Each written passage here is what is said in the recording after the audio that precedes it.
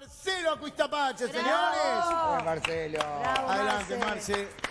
¿Cómo estás, viejo? ¿Andas bien? Muy bien, ¿y tú? Adelante. ¿Cómo Muy estás? bien. Hola. Marce, bienvenido. Verlos, ¿cómo andan? ¿Cómo estás? Ya habíamos comentado y adelantado Sí. la semana pasada Sí. del tema de hoy. Sí, hoy vamos a traer al recuerdo un caso que fue muy mediático. Ocurrió en el 4 de mayo del 2008.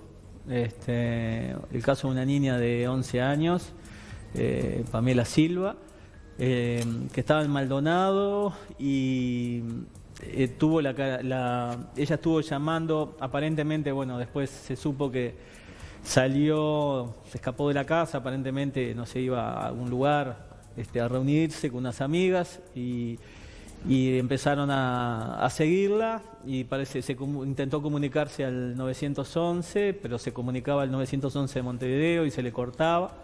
Y bueno, y después lamentablemente el 4 de mayo del 2008 apareció asesinada y con una muerte muy grotesca, muy terrible. La golpearon, estaba tirada en un baldío.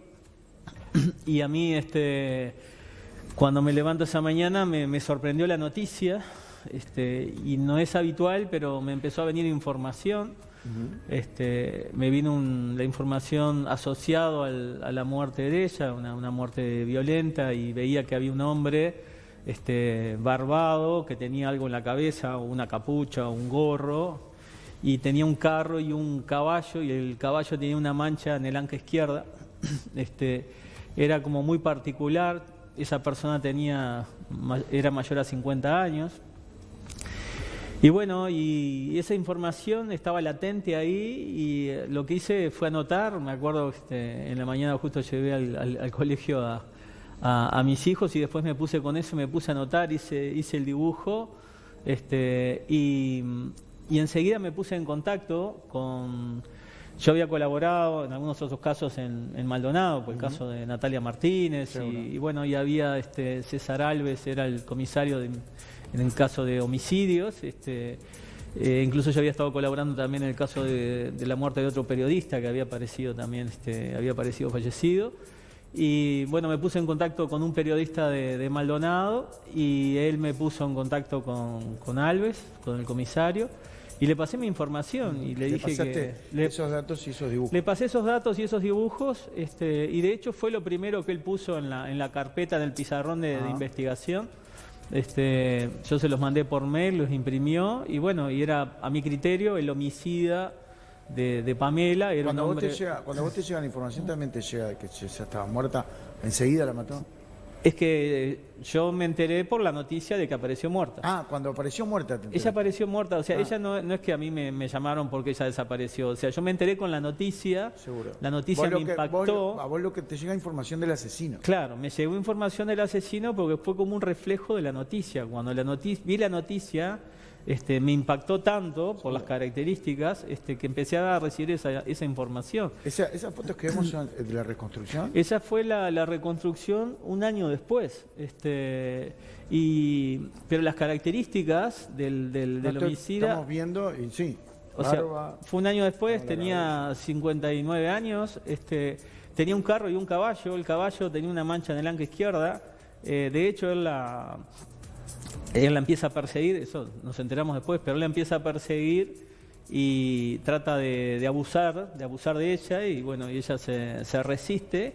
Y como él tenía antecedentes de violación y ya había estado preso, él tenía miedo de alguna manera que ella lo fuera a reconocer, porque vivía bastante cerca de donde vivía ella, y lo fuera, digamos, de alguna manera nuevamente a procesar, y no quería volver a la cárcel. Entonces simplemente decidió matarla de la manera más atroz, ¿no? Y después las características fue que la mató en un lugar... La mató a golpes. Bueno, él la mata, le da aparentemente un puñetazo fuerte, con eso la desmaya, y después con un martillo. No, bueno. Y después, bueno, no sé, usa un palo, una estaca también. Sí, digo, sí. Es una cosa espantosa.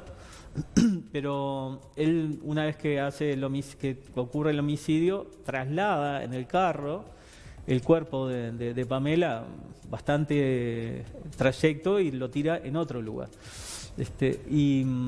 Lo que pasó fue que, bueno, toda la información que yo pasé quedó, digamos, por bajo. Él, si bien tenía antecedentes por violación y había estado preso y estaba en el entorno, porque vivía bastante cerca, no fue, digamos, sospechoso, no fue entrevistado. Incluso toda la investigación giró en torno al padrastro de Pamela, y lo tuvieron investigado, incluso lo tuvieron allí en averiguaciones, y nada permitió ubicar al asesino. Un año después de este suceso, las hijastras de este señor sospechaban desde un principio que él podía tener algo que ver con la muerte de Pamela, porque el día que apareció esa noticia macabra, él llega a su casa aparentemente con la mano lastimada, como que había golpeado a alguien, Sí. y ese mismo día intentó vender el carro y el caballo que tenía, que eran sus únicas pertenencias, digo. Para Para de alguna manera, digamos, no dejar evidencia, o que no hubiera ninguna evidencia, digamos, como que lo pudieran inculpar. Al año ellas tenían miedo, porque aparentemente tomaba alcohol y era muy violento, y tenían miedo de que él pudiera tomar algún tipo de represalia sobre ellas, y se animaron a denunciarlo. y fueron a denunciarlo. Y justamente cuando lo denuncian y empiezan a ver todas las características, ahí el comisario recuerda la información que yo había pasado un año antes y empieza a buscar el material, y el primer material que él tenía referente al homicidio era el mail que yo había enviado. ¿Fue suficiente todo las pruebas, todo? Él confiesa al final. Bueno, al principio niega, después termina confesando, ¿no? O sea, con tanto lujo de detalle de que solo el homicida era capaz digamos, de declarar algo tan ajustado a derecho, digamos, como ocurría en eso, ¿no? Pero a lo que voy es que la información que yo recibí, digo, no buscando información, pero a veces ocurre, terminó coincidiendo con las características, la edad y el carro de caballo, que de alguna manera un año después se terminó definiendo, ¿no?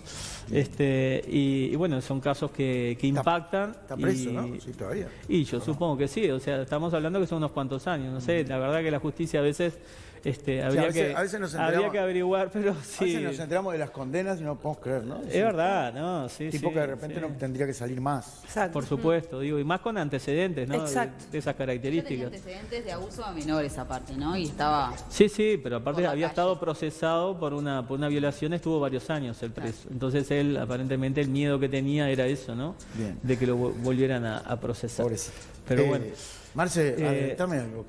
bueno. ¿Qué va a ser el lunes que viene? Y bueno, el lunes que viene pensaba hablar con el tema de adicciones, Ajá. pero relacionado a una adicción que hay aparentemente, según las investigaciones o los censos, hay unas 40.000 personas uruguayas con problema de adicción a la ludopatía.